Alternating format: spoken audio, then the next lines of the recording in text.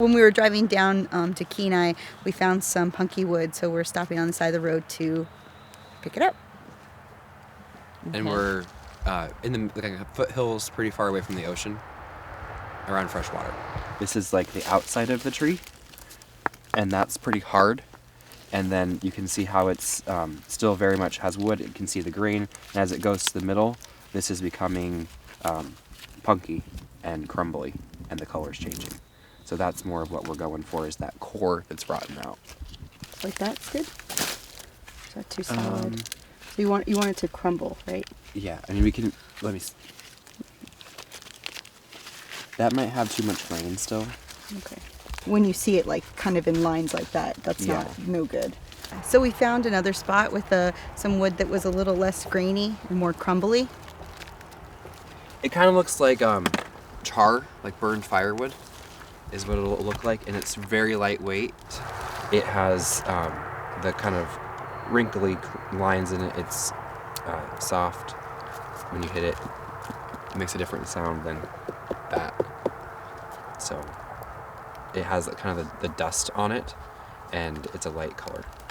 So this is an example of a tree that's fallen over in like a windstorm or something knocked it over. And with it standing upright, the core of it rots out.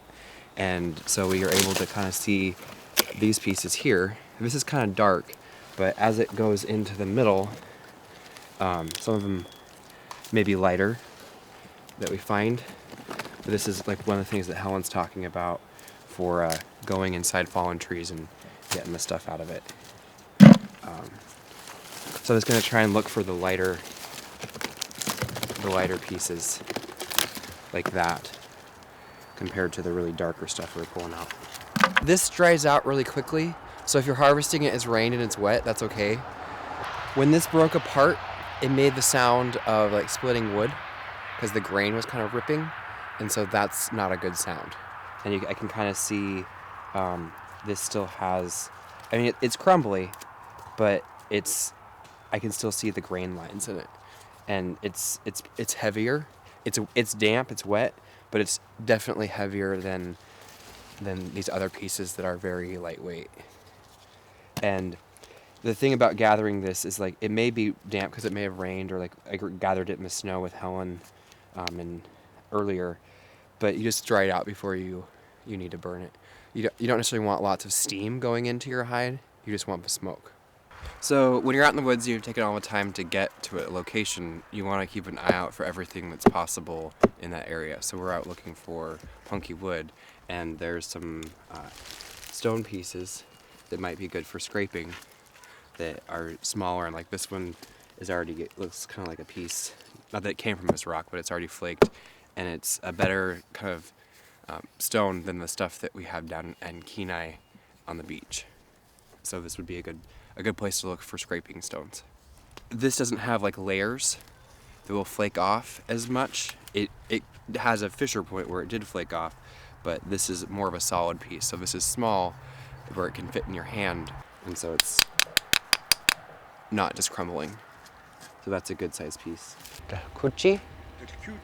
Dalkuchi. We're with Jeanie Maxim, who's from Golconda, and Charlie Hubbard, who's from Cantwell. They're both Ahtna elders, and we've been talking for the last couple days about the kinds of different punky rotten wood to use for smoking moose hide, to give it color or to help soften up the moose hide.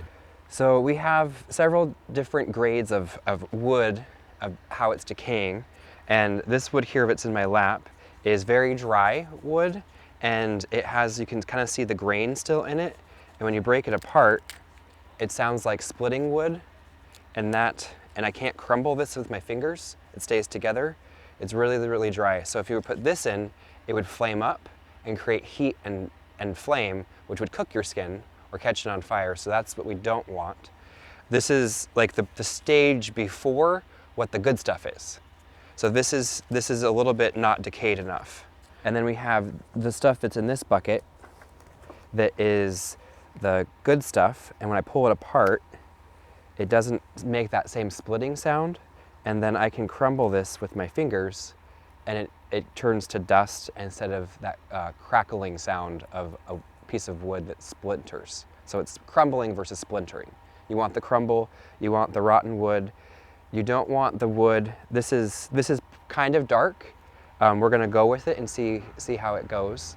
This wood here is a little bit too far gone, with it having more of the fungus on it, and creates really, really dark wood or dark hide with the dark wood. This is damp to the touch, and that will create smoke versus just steam, as much steam, because it has less water in it, but it's enough to create smoke. And there's less heat transfer through the steam process. And because this is more rotten than green wood or fresh wood, it doesn't produce as much heat energy because those carbon bonds have been kind of digested by fungus and enzymes.